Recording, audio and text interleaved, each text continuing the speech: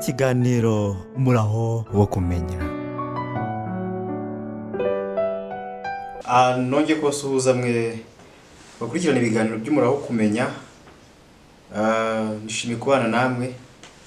Twari tumaze iminsi tuganira ku nsanganyamatsiko ivuga ku ishyanga cyangwa se kuvuka ku ishyanga, ibigize ishyanga.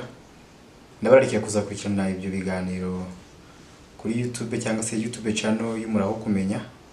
Uyu munsi ho ndabararikira kongera kubana nanjye mu kiganiro cyiza kifitiye inyungu, kigufitiye inyungu, kidufitiye inyungu nk'umuryango mugari. Mbese waba warigeze gutegura ibirori, wamara kubitegura, mu byo utegura ugakora liste y'abatumirwa, ugakora liste yabo zaha impano. Iyo umuntu ategura ibirori cyangwa se afite ikintu runaka ashaka kwishimira, abo yibandaho cyangwa se ibyo yibandaho aba ari ibintu yateguye neza kandi harimo n'ubushishozi. Gusa ku ruhande rw'abo atumira, akenshi usanga ari abantu b'inshuti ze, abantu bahora ku mutima we, abamuzengurutse, abavandimwe be, aburungano, n'abandi bose. Mu rwandiko rwa gatatu rwa Yohana igice cyaho cya mbere umurongo wa 2 tuhasanga isomo rigira riti: ukundwa ndagusabira kugira ngo ugubwe neza muri byose, ube mutaraga nk'uko umutima wawe uguwe neza. Muri isomo harimo ibintu bitatu. Harimo umuntu ukunzwe cyangwa se ukundwa, basabira kugubwa neza ni cya kabiri, ndetse akaba mutaraga. Kugira abo gukunda, kugira abo ukunda, kugira abo mwishimana ni kimwe mu byo inyoko muntu ikeneye cyangwa se abantu muri rusange dukenera. Kugubwa neza nacyo ni ikindi buri wese yifuza. Haba akazi dukora, haba ibyo twirwa dukoresha imbaraga zacu, ubwenge n'iki byose tubikorana kugira ngo tuzagubwe neza. Ikindi kuba bataraga nacyo kiri mu byifuzwa. Ibi bintu uko ari bitatu biri mu mpano wakwifuriza ukunda, biri mu mpano wakwifuriza gutunga zikaba izawe. Uyu munsi turareba ijambo bita celebration. Celebration ni igikorwa gihuza abantu runaka bafite icyo baje kwishimira, urugero nk'iminsi mikuru y'amavuko, ubukwe cyangwa se za graduation. Muri make celebration ni ukwishimira ikintu runaka uri kumwe n'abo ukunda ku mpamvu runaka. Iri jambo celebration ntabwo turi burige cyangwa se turi burirebere hamwe nk'igisobanuro cyo kwishima, ahubwo turikatamo uduce. Iri jambo rifite inyuguti 12 uhereye kuri C kugera kuri N. Rifite inyuguti 12. Izo nyuguti turazirebera hamwe nk'ingingo 12 zituma umuntu agira ubuzima kandi ubuzima buzira umuze, butuma wishima mu mutima wawe, ukundwa nkuko twabisanze mu rwa 3 rwa Yohana igice cya 2, ndetse ukabana mutaraga. Ijambo celebration ni ijambo ry'icyongereza. Mu Gifaransa ryitwa celebration. Rikomoka mu ijambo ry'ikilatini ryitwa celebratio. Aya magambo ryaba ry'icyongereza cyangwa se ry'igifaransa ni ibibyara yose akomoka ku ijambo ry'ikilatini ryitwa celebratio. Gusa ndafata iri jambo yifashe ingingo 12 zituma umuntu agira ubuzima buzira umuze, ubuzima yishimiye ubwe n'abamuzengurutse.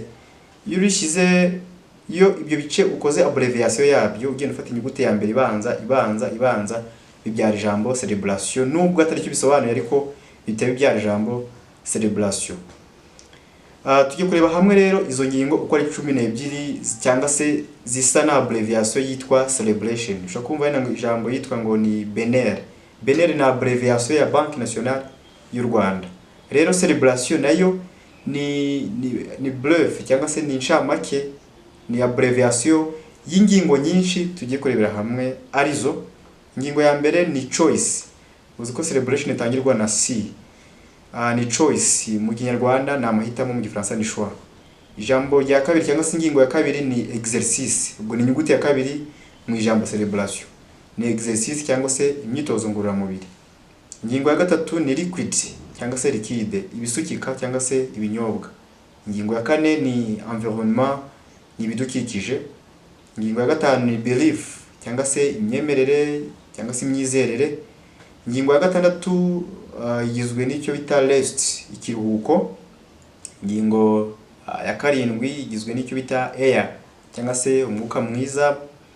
Ingingo ya munane igizwe n'ijambo bita temperance, bisobanura kugira discipline cyangwa se kumenya kugenga ipfa ryawe cyangwa se ibyo urya. Ingingo ya 9 ni integrity cyangwa se ubunyangamugayo mu Kinyarwanda. Ingingo ya 10 ni optimism. Iri jambo ryo nariburiye Kinyarwanda nsanga ari uku bisobanuye kubaho ufite ubuzima bufite icyizere cyo kugomeza kubaho. Ntabwo umuntu agomba acibwa intege n'akaje kose, ahubwo abafite icyizere muri we cy'ubuzima naho ibintu bitagenda neza. Ingingo ya 11 isobanura nutrition cyangwa se indyo yuzuye. Ingingo ya nyuma ya S ni bita social support and service cyangwa se gufasha no gufasha abandi. Twihuse mu ngingo ya mbere ivuga choice cyangwa se amarangamutima, murambabarira amahitamo, na amahitamo ntago ari amarangamutima. Choice nk'amahitamo, byangora kumenya ibizambaho ejo, byangora kumenya icyejo hantegurira, byangora kumenya uko ejo nzaba meze, ariko nagira uruhare rwo kumenya cyangwa se nagira uruhare mu gushepinga cyangwa se mu kurema ejo hanjye bitewe n'amahitamo mpisemo uyu munsi. Urugero, mpisemo kwinywera inzoga, haba ngiye kuba kazizi, ngiye kuba umusinzi ruharwa. Bivuze ko ejo hanjye naba ndi kureba ingaruka z'ibizaba bindiho, nzaba ndi umuntu udafite agaciro, umuntu utazigama, umuntu utagira te. Ntabwo ari kwibasira abazinywa, icyo nshaka kuvuga nuko nawe bwira amahitamo ari gukora shape y'ejo hazaza. Rero amahitamo nasanze ari ikintu kibanze mu buzima dukenera guhitamo neza kugira ngo tugire ingaruka ziva mu guhitamo neza. Ibintu byose bishingiye ku mahitamo, yaba imyemerere, yaba imirire, yaba imivugire, yaba ibyo ari byo byose bishingiye ku mahitamo. Rero amahitamo tugira agira uruhare runini rwo kurema abo turibo. Muri make ngiye ndimo ngizwe n'amahitamo nahisemo. Niba nahisemo wenda kuba umunyeshuri mwiza, bazambona nk'umuhanga. Niba nahisemo kuvuga amagambo menshi, bazambona nk'injajwa. Niba nahisemo iki nicyo bazambonamo. Rero iyo umuntu afite amahitamo mazima bituma agira ubuzima buzima, kuko ubuzima buzima ni ingaruka iva mu mahitamo tugira ya buri munsi. Reka njye ku ngingo ya kabiri ivuga exercice. Dukenera kurya, dukenera kunywa, dukenera abadukunda, dukenera gukunda abandi, dukenera ibintu byinshi bitandukanye muri ubuzima kuko bizwi. Ariko n'umubiri wacu ukeneye gukora imyitozo ngororamubiri. Ntabwo twaremwe ngo tuye twicara ahantu hamwe gusa, ahubwo twaremwe kugira ngo dukora amavoma, mve hano njye kuvoma, nkora iki. Izo mvoma cyangwa se gufata igihe runaka gukora imyitozo ngororamubiri bifasha umubiri wacu, bituma hari inyungu nyinshi twunguka ziva mu gukora imyitozo ngororamubiri. Abahanga, abaganga, inzobere, abashakashatsi bagaragaza ko hari inyungu nyinshi ziboneka mu gukora imyitozo ngororamubiri. Nukora imyitozo ngororamubiri mu rugero kandi ingana n'ubushobozi bw'umubiri wawe, bizagufasha kugera ku bintu byinshi, bizagufasha kugira inyungu nyinshi ndetse uzagira amagara mazima. Ikintu kimwe ntabwo gihagije ngo amagara yawe abe mazima, ahubwo ni urusobe rw'ibintu byinshi cyangwa se n'ise ingingo 12 zifataniriza hamwe kugira ngo zireme ubuzima bwawe buzima.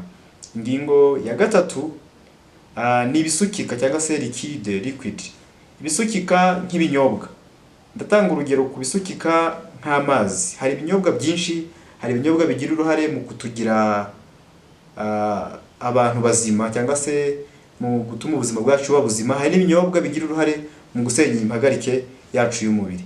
Gusa ngiye kwibanda ku mazi nk'ikinyobwa cyiza nkeneye kidufasha kugira ubuzima buzima kandi ubuzima buzima bwiza buzira umuze. Amazi bivugwa ko iyo umuntu anyoye amazi amufasha gusukura umubiri wiwe, nkuko nkenera koga, nkuko nkenera gukoropa inzu yanjye, nkuko nkenera gufata amazi nkayogesha ibyombo, nkuko nkenera gusukura aho ariho hose nkoresheje amazi, ni nkuko no mu mubiri wanjye imbere hamwe ntagize akaboko ngo mbe nahakarabya, naho hakeneye amazi kugira ngo amazi asukure imbere. Amazi ni meza ku buzima. Hari ibisobanuro byinshi byagiye bitangwa, ukoze ubushakashatsi wabona byinshi bivugwa ku mazi. Reka iyi ngingo y'ibisukika tujye duhitamo ibisukika bizima bidufitiye inyungu ku buzima bwacu. Ku ngingo ya 4 ivuga environnement. Environnement ni ibidukikije, ariko ndayifata mu buryo bugari n'abadukikije n'ibintu byose biri hafi yacu. environment yacu kiri biri bimwe bituma ubuzima bwacu buba buzima cyangwa se bukatubera umwako. Ndabisobanura muri aya magambo. Environment nk'abantu batuzengurutse ariko ariho mpera, uratashye usanze abantu muturanye harimo amatiku n'amazimwe n'amatiriganya n'ibindi bitameze neza, ntabwo bizatuma ugubwa neza muri wowe. Uzajya utaha kwiganyiriza, niba ugera iwawe ugasanga abana na nyina na se, famille, auntie n'abandi bose ntabwo bumvikana, birangira ubuzima bwawe butambaye nko kubyifuza, abo kumva gutaha ngo bimeze nko kujya muri gereza, niko bamwe bavuga ngo urugo rubi ni nka gereza. Rero turafite gutuma environment dutuyemo iwacu mu nzu niho duhera iba ijuru rito, nkuko tubisoma mu bitabo bimwe na bimwe. Hakaba ahantu ugera abana bagukumbuye, ugera umuvuka n'abagukumbuye, ababyeyi bawe bakubona nk'igisubizo kije, abakuzengurutse, abaturanyi bagusuhuza, mwiriwe, mwaramutse, umeze mute, hamwe urwara ukabona abantu barakwishimiye. Biri mu mahitamo y'uburyo uhitamo kurema environment yawe. Ntirengagije environment y'ibidukikije, ahantu hari umwuka muzima, ahantu ubona izuba, ahantu hari ibintu bituma bese uhagera kumva ubufasha umwanya wo kuruhuka. Ingingo ya 5 iyo bita belief cyangwa se imyemerere cyangwa se ibyo twizera. Imyemerere nayo iri mu bituma ubuzima bwacu buba bwiza cyangwa se bukadusharira bitewe naho washize ibyiringiro. Ibyiringiro byanjye nabishyize mu Mana. Ibyawe bishyize hehe? Wizera iki? Wizera nde? Mbese bigufitiye inyungu nziza. Birasaba yuko ukora ubushakashatsi, ukumva icyo umutima ugutegeka, ugakora ikintu kizima gituma wumva ko kwiringira kwawe, kwizera kwawe kuri mu biganza, bituma wumva ufite safety cyangwa se ufite security. Ingingo ya 6 ni ingingo ihagarariye n'ijambo ryitwa R cyangwa se rest, ikiruhuko. Iyo bigeze mu masaha y'umugoroba, umwijima utangiye kubutika, ubona inyoni zigenda, inkoko zikajya mu mazu yazo, ihene zikajya aho zigomba kuba, inka zikajya mu biraro, ubona bisa nkaho ubuzima buhindutse bwo gukora ahubwo zigiye mu buryo bwo kuruhuka. N'umuntu akenera kuruhuka. Kuba dufite ubushobozi bwo kuba twasunika umwijima, kuba dufite ubushobozi bwo kuba twatuma hari ibintu bimwe bigenda nkuko tubyifuza, ugakora amasaha 28 kuri 28, ntabwo ariko twaremwe. Dukeneye kuruhuka kugira ngo uyu mubiri wacu wongere urekipere imbaraga zatuma nejo kongera kujya gupagasa. Niyo mpamvu iyo umuntu yaruhutse neza abyukana imbaduko, akumva afite ubuzima butuma yumva yakomeza gukora. Ingingo ya 7 iravuga ihagarara n'ijambo cyangwa se inyuguti yitwa A cyangwa se A, umwuka mwiza, air. Turakeneye ko ibyumba byacu tubifungura, umwuka ukinjiramo, oxygen ikinjira hose, izuba, imirasire y'izuba ikinjiramo, bigatuma icyumba cyacu kigira umwuka mwiza. Ubwonko bwacu bukenera umwuka mwiza. Ubwonko bwacu bukenera umwuka utuma bugira imbaraga. Niyo mpamvu muzabirebe iyo umuntu agize nko kugwa hasi, aguye igihumura, usanga batubuza kumwegera, ahubwo dusaba ko twamuha umwuka.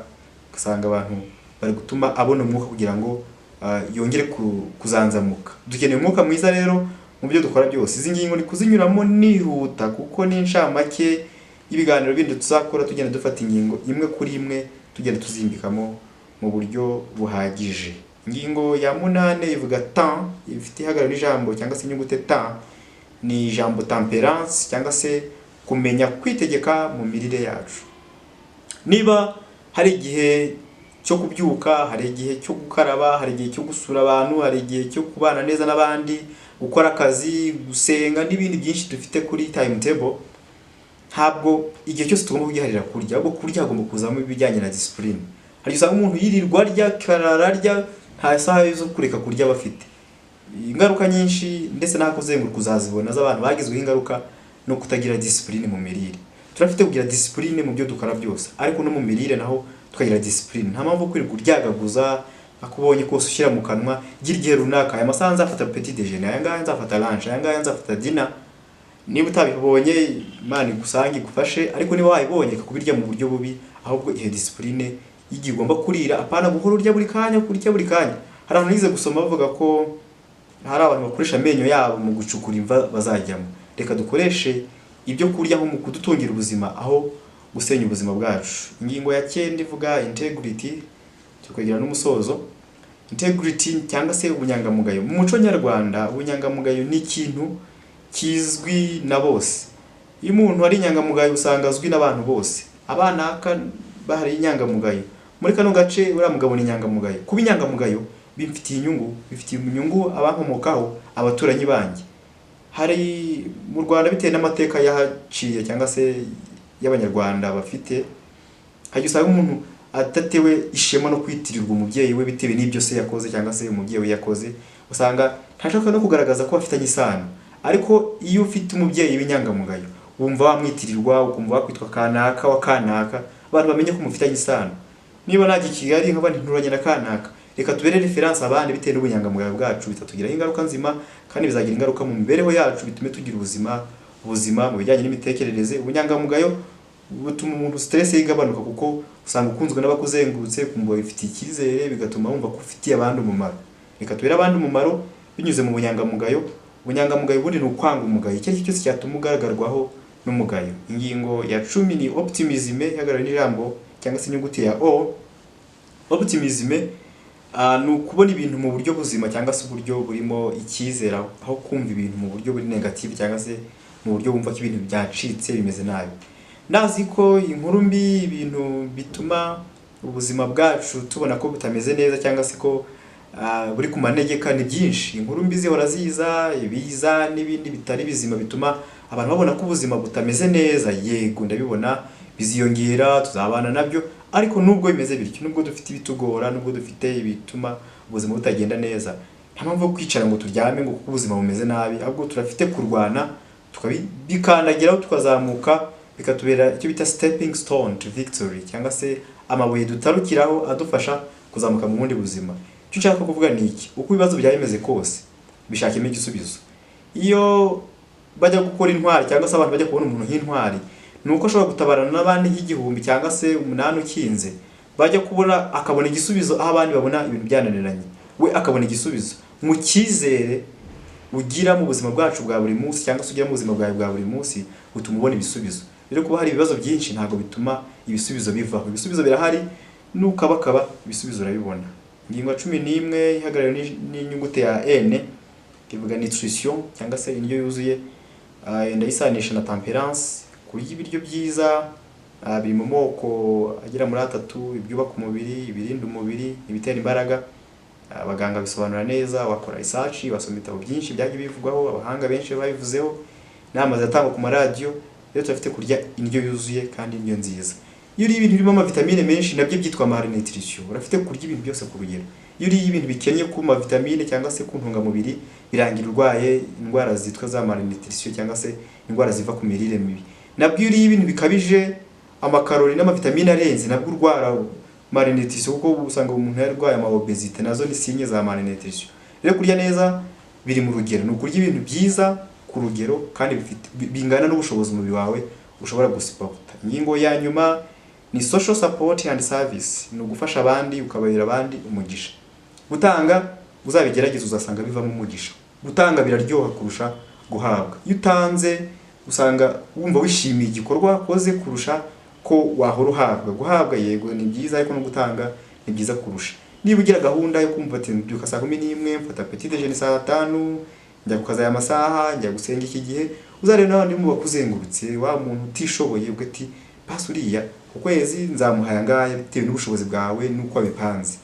Uzishimira umusaruro uzavamo, kuko gutanga ni byiza ngo kuruta guhabwa. Ingingo uko ari 12 zatuma tugira ubuzima buzima, ugatuma twishimana n'abacu, ugatuma ubuzima twumva ko ari bwiza. Ni 12 nzisubiramo.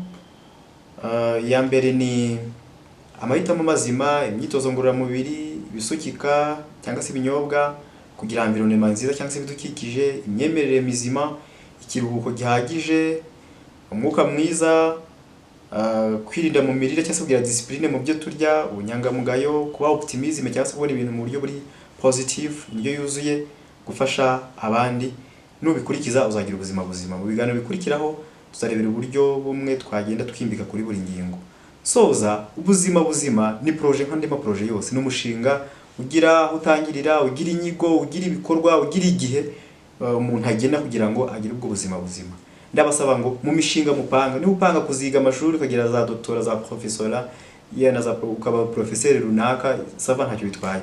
Icyo nagusaba nuko mu byo ukora byose, niba ukora imishinga ibyaguteza imbere, haba mu buryo bw'amafaranga cyangwa se kugira umuryango muzima, ugira n'ibyatuma ugira ubuzima buzima, kuko ibyo dukoraho byose, kaba akazi dukora, kaba ibyo twirirwamo, ishingiro rya byose ni ukugira ubuzima buzima. Mbere y'uko ukunda abandi urabanza ukikunda. Ikunde rero ubarize ibi ngibi ko ari 11 cya 13 kizazamo social support, uzajya gufasha abandi kuko wabanje kwifasha. Nishimiye gukomeza kubana namwe, nishimiye ko dukomeza kubana mu muraho kumenya.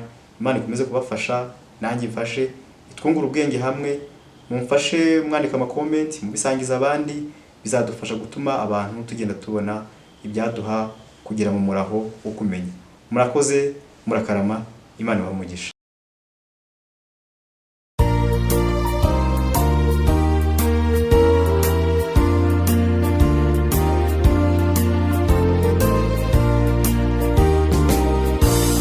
Traveled alone upon this lonesome way.